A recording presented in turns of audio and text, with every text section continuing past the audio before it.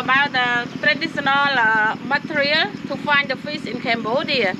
In Cambodia, mostly the people in Kulen Mountain, when they find the fish, they always use this material. In Khmer, we call press. Press. Yes.